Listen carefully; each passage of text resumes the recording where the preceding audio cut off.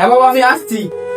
এই শোনো, কোথায় যাচ্ছ তুমি? ও তোমাকে তো বলতে ভুলেই গেছি, বাবা এসছে, গেটে দাঁড়িয়ে ওয়েট করছে, আমি ওনাকেই জানতে যাচ্ছি। বাবা এসেছে আর তুমি আমাকে একবারে জানানোর প্রয়োজন মনে করলে না? এতে জানানোর কি আছে, বাবা এসছে দেখা করতে, আর এতে তো তোমার আনন্দ পাওয়া উচিত। বাবার সাথে যখন এতই দেখা করার ইচ্ছে ছিল, তাহলে তুমি নিজে গিয়ে দেখা করে আসতে পারতে। এখানে টাকা কি দরকার ছিল? উনি তো এসেই গেছেন, আমাকে তো গাধার মতো খাটতে হবে। সকালে চা বানাও, টিফিন বানাও, দুপুরে খাবার বানাও।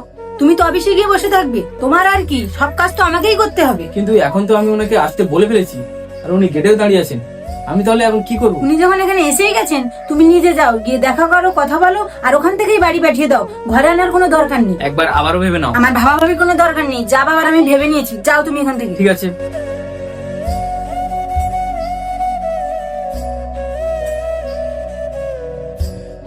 কেমন আছেন বাবা? আমি তো ভালো আছি, তুমি কেমন আছো বলো বাবা? হ্যাঁ বাবা আমি তো ভালো আছি। চলো তাহলে এবার ভেতরে যাওয়া যাক। ভেতরে? আপনি তো ভেতরে যেতে পারবেন না। কেন ভেতরে যেতে পারবো না কেন? কারণ আপনার মেয়েই তো বললো আপনাকে ভিতরে নিয়ে যাওয়া যাবে না, বললো বাবা এসছে, বাইরের থেকে দেখা করে চলে আসছে। কি বলছো কি তুমি?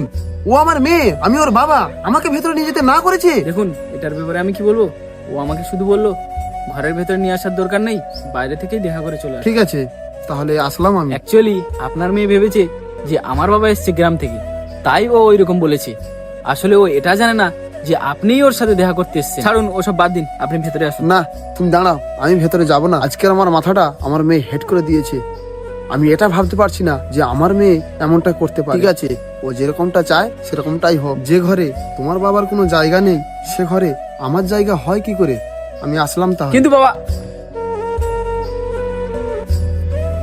পাঠিয়ে দিয়েছো তো তুমি ওখান থেকে ওনাকে? হ্যাঁ থ্যাংক গড যে চলে গেছে, নাহলে আমার মাথা ব্যথাটাও বেড়ে যেত আর কাজও বেড়ে যেত। আর হ্যাঁ, আর একটা কথা, এরপর যখন তোমার বাড়ির লোক আসবে, তুমি আমাকে একবার আগে থেকে জানিয়ে রাখবে। আচ্ছা একটা কথা জিজ্ঞেস করবো, তোমার বাবা অত দূর থেকে আসলো তোমার সাথে দেখা করার জন্য, তোমাকে সারপ্রাইজ দেবে বলে, আর তুমি তাকে এইভাবে না দেখা করেই তাড়িয়ে দিলে? আমার বাবা? হ্যাঁ তোমার বাবাই তো এসেছিল, উনি বললেন জামাই বাইরে এসো, তোমার সাথে একসাথে ঘরে ঢুকবো, তাহলে ওকে একটু সারপ্রাইজ দিতে পারবো। কিন্তু আমি যখন যাচ্ছিলাম তুমি আমাকে আটকে দিলে আর বললে ঘরের মধ্যে না নিয়ে আসতে। তুমি আমাকে বললে না কেন যে আমার বাবা এসেছিল? আমি তো তোমাকে বললামই, কিন্তু হ্যাঁ আমি এটা বলতে ভুলে গেছিলাম যে তোমার বাবা এসেছে।